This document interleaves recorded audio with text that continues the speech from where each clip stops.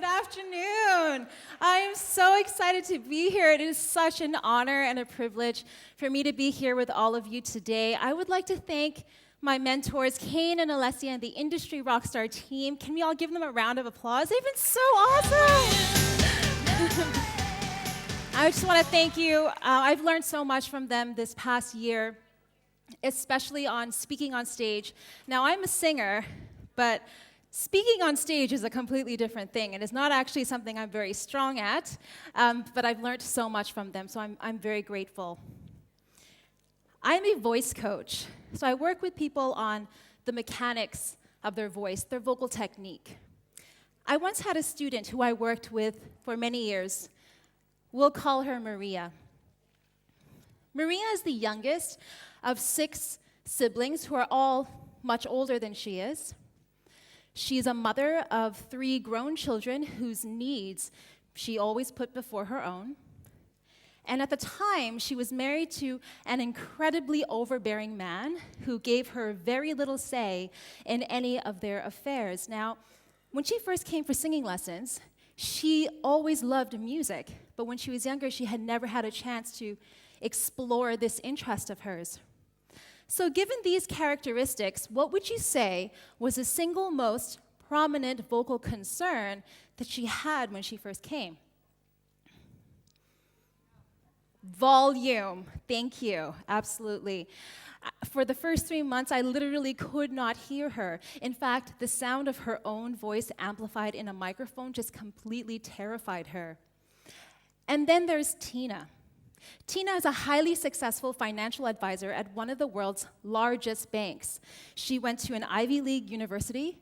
She could speak 7 different languages fluently. And she could pick up an instrument and learn to play it in a few days. She came for singing lessons because she wanted to sing, write her own songs, play all the instruments in the songs that she wrote, and eventually record and sound engineer her music all by herself. Now, what was her main vocal issue? Well, while she could hit the notes of a song pretty well, her voice often sounded like it was stuck in her throat because every time she made a sound that she thought was less than desirable, she would make a face as if she'd just eaten a sour lemon. Now, why am I telling you these stories? I believe that they illustrate a very important point, and that is the voice we present to the world, whether it's in speech or song, is highly influenced by our upbringing, our experiences, and how we see ourselves and our place in the world. Now, I would like to ask you a question. How many of us here go to the gym or exercise on a regular? Yeah, all of us. Awesome. I thought quite a few of us. I used to go running around my neighborhood in Hong Kong. I'm terrible at running. I would find any excuse to stop. But I did keep it up for a time because I knew it was good for me. And I think deep down we all exercise because we know that if our bodies are functioning well, it'll make trying to achieve our goals in life that much easier. And yet, how many of us ever consider working out our voices? Practicing exercises that will enhance the quality and the richness of our sound? Learning how to feel the different resonators in our body and how they can assist in the safe projection of the voice?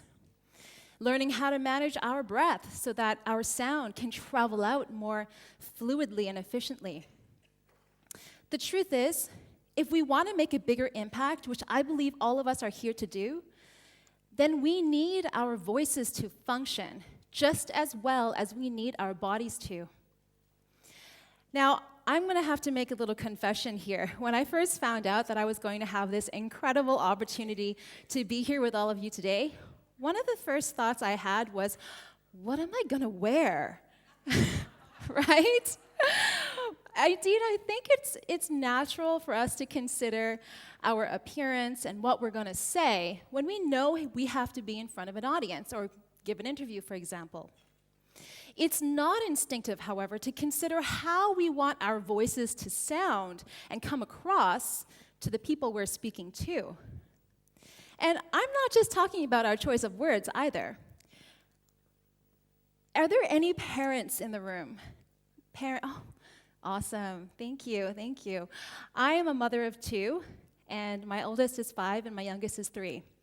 And I can say from experience, perhaps you will agree with me, that babies and young children have no issues whatsoever when it comes to using their voices to make their needs known. Now, this is my youngest. Can you hear her screaming right now? She's angry at the world, and that is me in the corner trying very, very hard not to laugh. Now, from the moment we were born, all of us have been using our voices to convey our feelings and our desires long before we even learned how to formulate words. This was completely instinctive, spontaneous, and above all, uninhibited. As we grew up, however, many of us were taught, whether directly or indirectly, to restrain our voices in social situations. How many of us ever remember being shushed as a child or even as an adult, right? Thank you. I remember being in school in Hong Kong and being told that it's not ladylike to speak up too much. Look at me now. And what about this? Thank you. Thank you so much. Thank you. And what about this idea of self-suppression? Have any of you been in a situation where you've stopped yourself from speaking up about something for fear of what other people might think? This is not uncommon, thank you. I've done this on more than one occasion. But what if this behavior pattern of holding back the voice, restraining it, keeping it inside, is actually repeated one too many times? I mean, what message are we sending to ourselves and to the universe for that matter? Now, we are living in an increasingly digital world where much of our day-to-day conversations is actually happening over our various devices and not in person. We email, we WhatsApp, we WeChat our way through life. Now, this is not a new idea, but what's interesting to me is that the more we rely on the written word as our go-to and preferred mode of communication, the less opportunities there will be for us to actually practice communicating verbally. I mean, we could go through an entire day communicating our thoughts and feelings without actually having to say anything out loud. Now, I have a student, and she's a teenager, and I once said something in class that she thought was funny, but instead of actually laughing out loud, she said, "lol," which is, of course, an abbreviation for laugh out loud. Isn't it interesting how our society in general is becoming so used to abbreviating our expressions? I once received a text message from a friend of mine, and this is what she wrote. It's like another language. "Getting ready, I'll be late. So sorry. One of those days.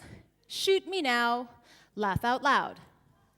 Now, LOL was the only one I understood, so I responded with, thank you, which of course means what the fill in the blank. And just to be clear, I also sent this. Now, in spite of our preference for texting, the desire to hear people's voices IRL, in real life, is still highly relevant today than it ever was. In our businesses, we know that pitching to a client in person is far more impactful than over the phone or over email. Before hiring a babysitter for their child, parents will generally want to meet in person to see whether or not the babysitter is who they say they are. Hearing someone say, "I love you," or "I'm sorry," is far more meaningful in person than reading it on a text message. Now, according to research carried out in the neuro-linguistic programming field, audience members will respond to a presenter giving a presentation in the following ways: the presenter's body language by 55%, their voice tone by 38%, and their content by just 7%. This is somewhat comforting for me as a presenter because I know that I can mess up about 93% of my content and probably still get away with it. Now, what these numbers clearly show is that what really matters is not what we say, but how we say it. The question I want to pose to all of you here today is this: what is your voice telling the world about who you are? By tuning our ears to the way our voice sounds and how we use it in social situations, we can begin to pick up on habits that we never even knew we had. And in doing so, we can listen for aspects about our voice that work well and resonate well with others, and those aspects that may actually be dampening the impact of what it is we're trying to say. Now, the next time you find yourself having a conversation with someone, maybe even today, I highly encourage you to record the exchange on your phone. I know that might seem a little odd, but bear with me. When you listen back, have a listen to the quality of your tone. Is it soft, gentle, and nurturing? Or is it edgy and confrontational, a little bit piercing? Is it full, sturdy, and are you clearly heard? Or is it maybe a little whispery and unsteady, perhaps a little breathy? How is your pace? Are you speaking so quickly that you're stumbling over your words?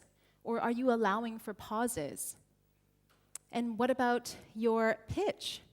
Do you have a tendency to speak only on one or two notes for the majority of the time? Or do you have your natural inclination to vary your pitch throughout your phrases, adding inflection to certain words? Do you ever feel like you're running out of breath or needing to replenish your air in the middle of sentences? Compare yourself, your voice, to that of the other speaker as well. Are you comfortably matching each other in pace and volume? Is one of you louder than the other? Are you interrupting the other person without even realizing it? Are you using a lot of fillers such as and like and sort of, usually an indicator of discomfort with silence? Now, asking yourself these questions is important because it's the first step in understanding how we are already using our voices and how we can learn to use it better. Now, a mentor once taught me that people will often forget what you said, but they will never forget the way you made them feel. I believe all of us are here because we have a message that we want to spread with the world. And I believe it is incumbent upon us to learn skills that will help us to spread that message in a way that will make people both hear and feel it. Now, if there's one takeaway that I hope you will all get from this presentation, it would be the knowledge that you are already in possession of an incredibly powerful tool that, when used well, can greatly further your mission, no matter what that may be. And if you're still unsure about the value of your voice, perhaps the incredible human rights activist Malala Yousufzai can give you a different perspective. We realize the importance of our voices only when we are silenced. Never underestimate the powerful ripple effect that one voice can have on the world. Thank you so very much.